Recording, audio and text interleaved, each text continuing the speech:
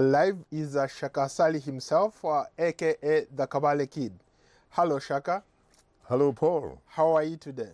Hugely terrific. And a warm welcome to you all, our Facebook followers. Today is going to be an interesting day here on Shaka Extra Time. We'll be talking about Zimbabwe and the events that are unfolding as we speak. Right away, Shaka, let's go to what's happening in Southern Africa, especially in Zimbabwe. It looks like that for the first time in 37 years, somebody has taken a step and said, you know what, we've had enough, and this is the direction we'll be taking. Well, there's no question that when you listened to yesterday's statement made by the commander of the Zimbabwean Defense Forces, General Constantino Chiwenga, you could clearly, if you listen to them very, very carefully, it was obvious that this could in fact be the beginning of what in military terms they call a creeping coup. So this could very well be a game changer, as it were, because let's face it, as much as President Robert Gabriel Mugabe talks about having a political constituency, especially among the rural Zimbabweans and some of the veterans that he was able to give land which belonged to the commercial white farmers and what have you, and therefore he claims to have that kind of support. He has actually been in power largely because he had the unwavering support of the military. The military and the security forces sincerely were, as it were, his primary political constituency. And the fact that with the words of General Chiwenga, the fact that the army does not seem to be behind him right now, rather it seems in fact to be behind a former Zimbabwean vice president until last week by the name Mr. Mnangagwa, Emerson Mnangagwa. As much, of course, as far as we can tell, he happens to be in neighboring South Africa, where he issued a statement last week saying that he will return, and that he didn't think, frankly, that President Mugabe and his family do not own the ruling party, the ZANU-PF, as a family property that belonged to the Zimbabweans.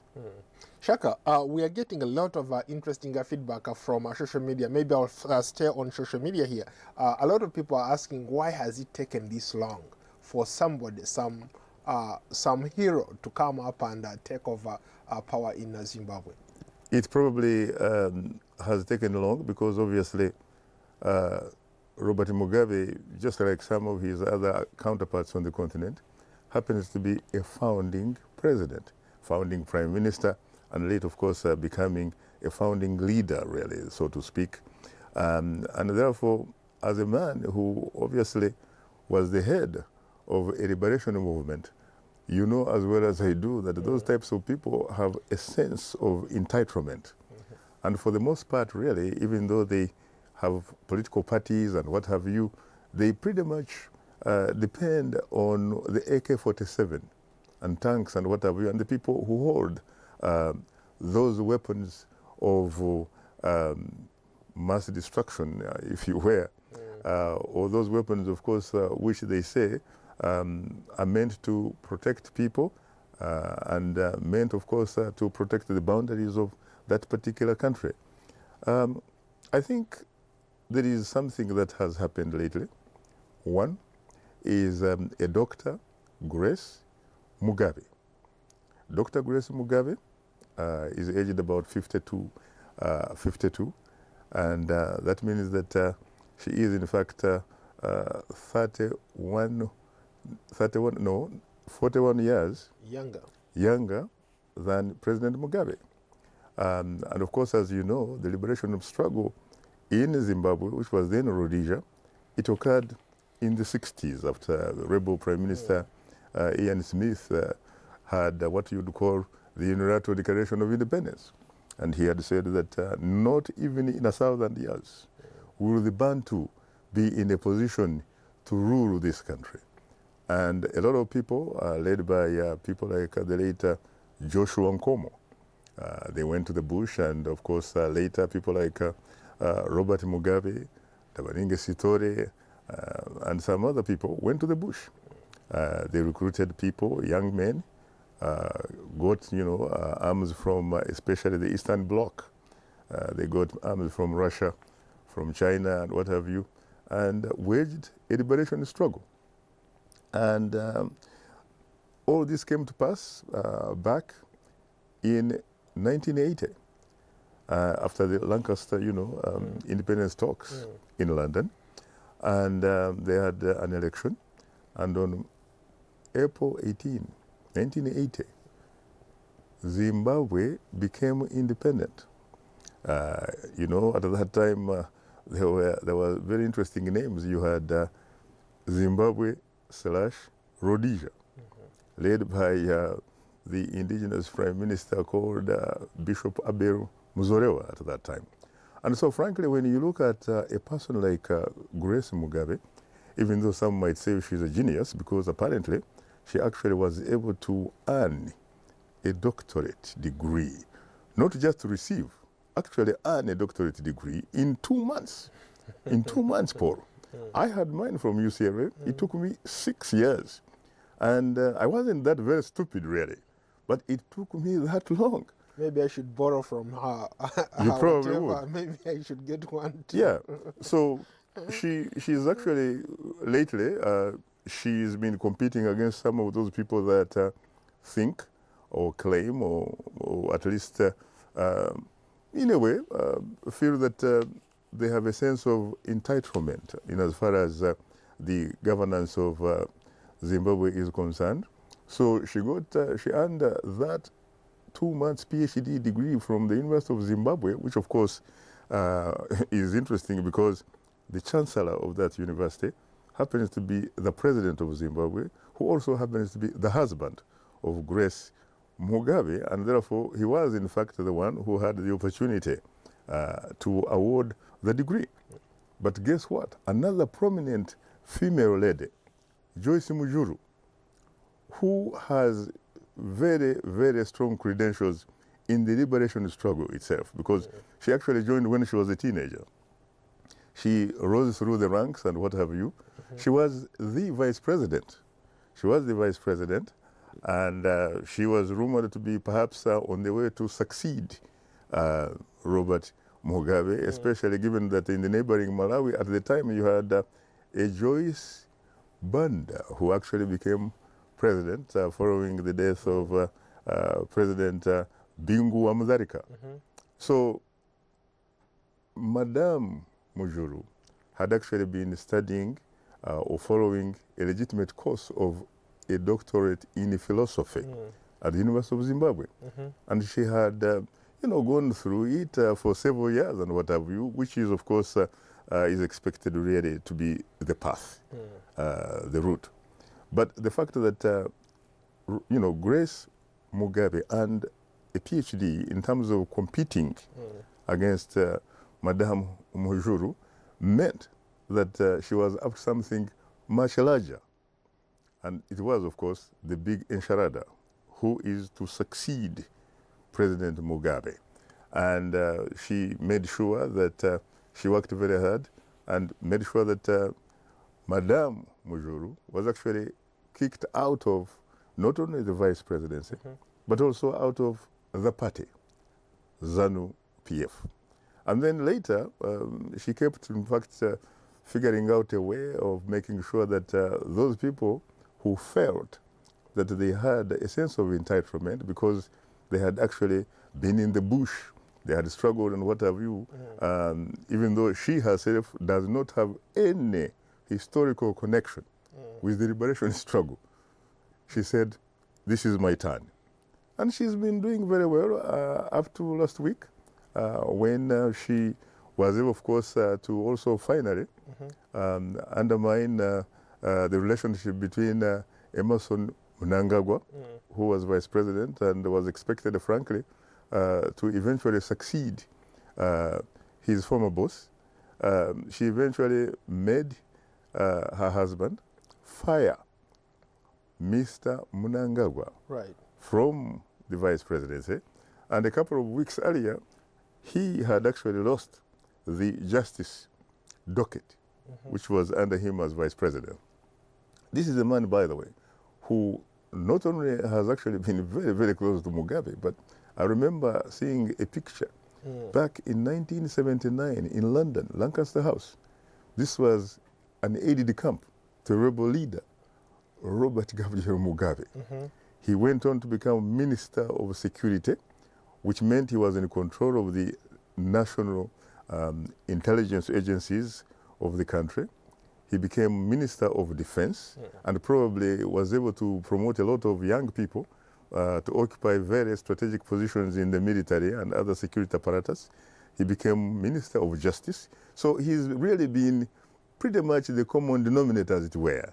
So it's not surprising eventually that those people who feel that they have a sense of entitlement in as far as ruling or governing Zimbabwe is concerned, they had to come up and say, wait a minute, we are not going to lie down and have Dr. Grace Mugabe simply walk on us.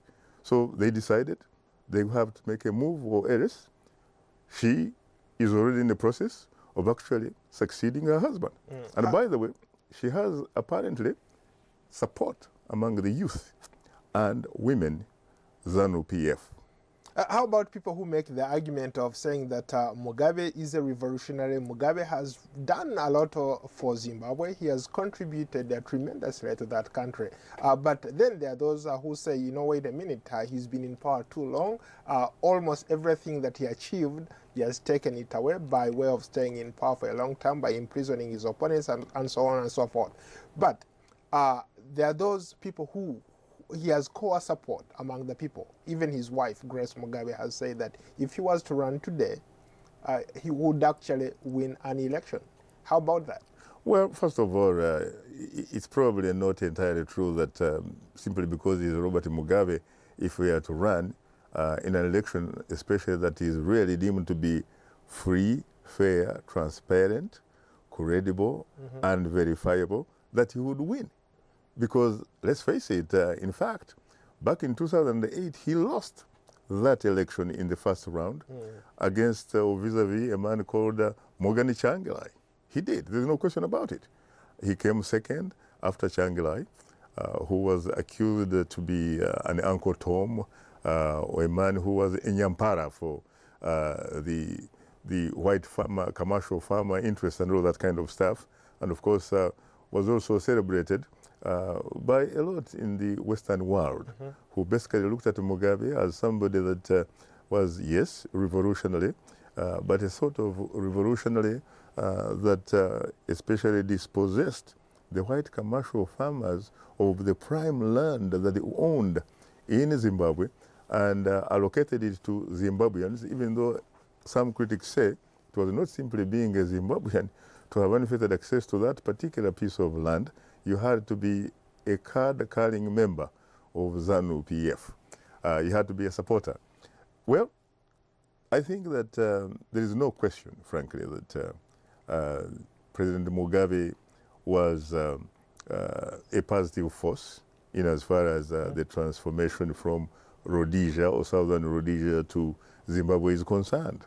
There was a time, for example, where Zimbabwe had adopted one of the best, probably, educational policies, really. Almost everybody could read and write, and a lot of people went to college and what have you, got degrees, skills, and stuff like that. It also had a very, I have to say, frankly, interesting and effective healthcare type of system. You had doctors, you had nurses, and what have you doing their jobs. It also was, of course, like the breadbasket of the region, so to speak. But during that time, pretty much the farmers were really under the control of what you would call largely white commercial farmers. But then he turned around in, I remember the last time, in fact, I first met him and interviewed him was in New York City. It was a January special session of the United Nations in 2000. And at the time, he said that he was going to have an election. And in this election, part of the issue was land reform. Because let's face it, you had an independent Zimbabwe, but these independent indigenous Zimbabweans did not have unfettered access to land. They actually lived in what you would call the arid part of Zimbabwe. More than 75% of the prime territory in that particular country was held, you cannot believe this, but was actually held by about 4,500 white commercial farmers. Did the farmers work? Yes. But who did they work for? Let's go to a Facebook commenter from Bulgaria, from a one Hakumoto Maria. She says, why has it taken so long for these heroes really to take matters into their own hands and challenge the presidency of Robert Mugabe? You know, it is very interesting, Paul. I don't know whether you forgot, but in fact, you asked me that question already. So the thing is very simple. They had an opportunity. The opportunity was presented by the greed, selfishness of a one Dr. Grace Mugabe, the First Lady of Zimbabwe, who earned a PhD in 2 months. It is unprecedented. I don't know of any other human being on this planet Earth, frankly, that can claim that title. This means, obviously, if it is true, that perhaps even people who actually create words or innovate words and what have you, perhaps they should look for another word describing that type of genius, because it would be very, very unprecedented. So she, or her behavior, presented an opportunity to these people who have been dissatisfied for many, many years. She kicked out Dr. Joyce Mugabe, a veteran who obviously they can relate with because they were together in the struggle. This lady had actually been married by a General Mujuru, who had actually at one time been the commander of the Zimbabwean army, who died in a farmhouse. And they say the case was arson, but there are other reports suggesting that, in fact, there are some people who may have been behind his demise. Let's go to another Facebook comment, this time from Uganda, from Ahimbisiwe Cleophas. He wants to know, he wants you to talk about the life presidency and dictatorship in Africa using the examples of, guess what, Zimbabwe and Uganda. It's very interesting, especially when you talk about Zimbabwe and Uganda. First of all, President Robert Mugabe and President Yoweri Museveni of Uganda, there is a lot of evidence that they are very good friends. They work together very, very closely. They agree on a lot of things. They call themselves, of course, essentially what you'd call freedom fighters or revolutionaries. And they claim, they agree that revolutionaries should not, in fact, be made to leave power simply because there is an electoral process. They should be able to rule until they feel that either they should step aside or via perhaps divine intervention. So yes, they do have a lot in common, and in fact, it will be interesting to see what happens in Zimbabwe to Robert Gabriel Mugabe, if it happens, and if it is as it is likely to be, that President Mugabe probably loses power. The way he probably loses that power would be an interest, probably, to the people not only in Uganda, but also in other dictatorships throughout the continent. We're talking about, for example, a man like Theodore Obiang Basongo of Equatorial Guinea. He has actually been in office much longer than Robert Mugabe. He actually came to power after assassinating, in fact, he actually had his uncle publicly executed, supposedly because he was undemocratic, because he was a dictator and all that kind of stuff. And he has been in power since then, having been an army commander at that time. You have people like Paul Biya of Cameroon, who has also been in power for a very, very long time. You have people like Sassou Nguesso of Republic of Congo. Until recently it used to be called Congo Brazzaville. Then you have, of course, people who come after that. You have Yoweri Museveni, who was in power since 1986. Then you have Omar al-Bashir, Field Marshal, Omar al-Bashir of Sudan, who has also He's been presently in Uganda with meeting with Yoweri Museveni. That is true.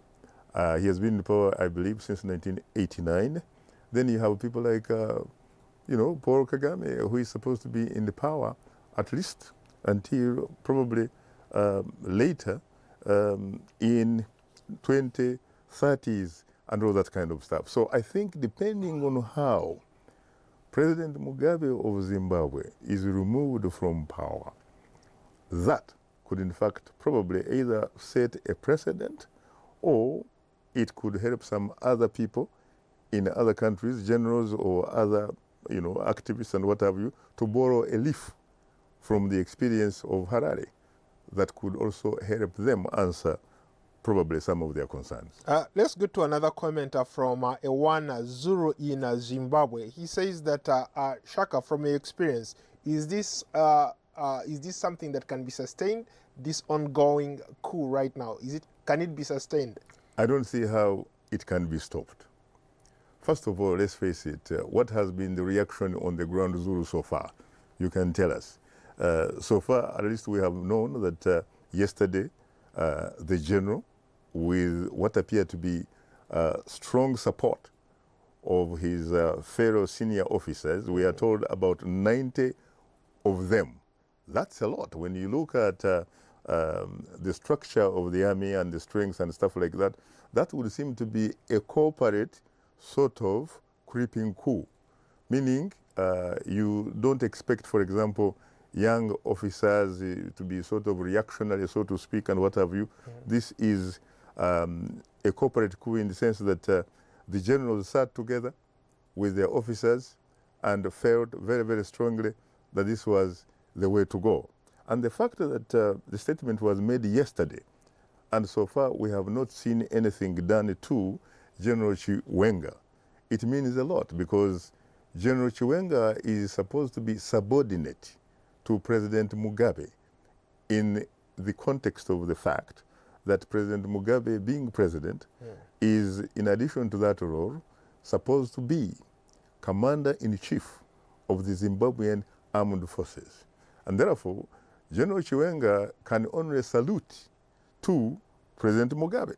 But the fact that he can actually take initiative and say enough is enough, it means that he is confident that all the tools are at their disposal in order to make sure that they bring about the change that at least sustains and makes those people who think that they are veterans remain relevant in as far as the control or the governing or the ruling of Zimbabwe is concerned. So I think that barring unforeseeable circumstances, really, it seems to me that this is a done deal. Let's stay in Zimbabwe. Another commenter from Zimbabwe, from Beribenti Pascal. Isn't the army in Zimbabwe interfering with the constitution? Should it take this direction? If it does, what can other African nations struggling to get their long-serving rulers out of power do? It is very interesting. I think that the point raised, obviously, is very legitimate. There's no question that the Zimbabwean army, on the one hand, is obviously, whatever it is doing may be perceived to be unconstitutional, because that's not the constitutional way of bringing about some kind of transition from one individual to another. On the other hand, the army could also say, claim that in fact, on the contrary, that is probably its constitutional duty, that it probably has a president, probably whose future, frankly, is behind him. That this is a man, given his age and given some of the instances that he has been through and what have you.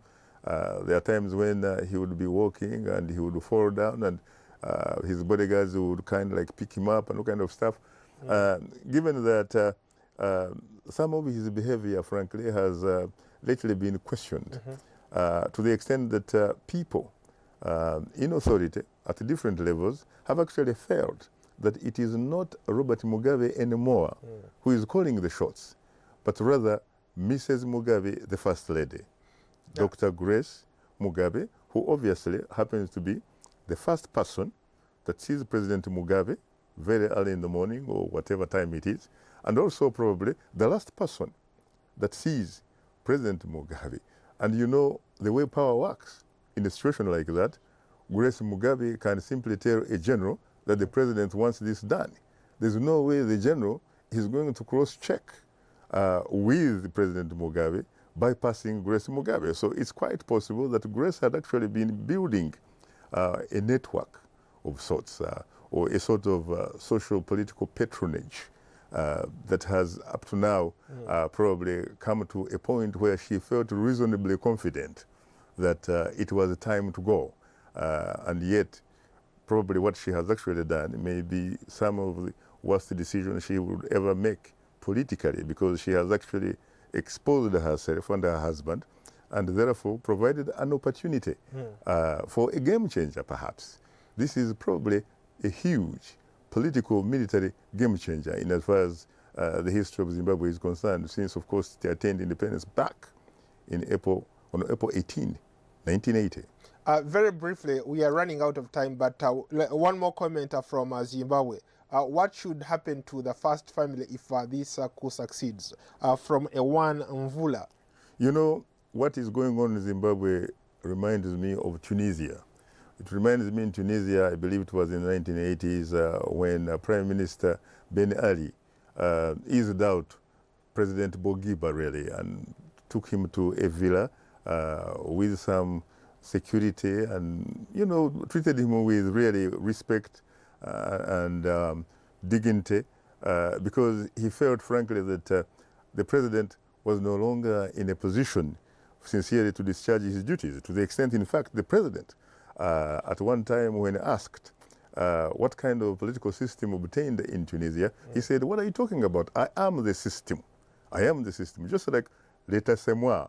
When you think about France, I am the state, and the state is me. Okay. What are you talking about tomorrow on Straight Talk Africa? Actually, I'm not talking about anything in particular, except there is a special edition of Straight Talk Africa, which is airing a special documentary on Boko Haram. Of course, you know Boko Haram, what it does in Nigeria, northeastern part of Nigeria. So it's Boko Haram. Okay, let's switch back to Zimbabwe. Very interesting. We've gotten a lot of comments from Zimbabwe. Maybe it's because of what's going on there. Let's go to Grandi Momanyi. One fact that cannot be denied is that the people of the Republic of Zimbabwe are in dire need of being liberated from a tyrannical rule of Grace Mugabe. It's been long overdue. Your thoughts? Well, I couldn't agree with them more, except that I don't know whether what in fact we are seeing is something that you could call liberation, because some people might say it is probably more of the same. What is probably needed sincerely at this juncture is a sort of a national sovereign conference for all Zimbabwean stakeholders, the military, the other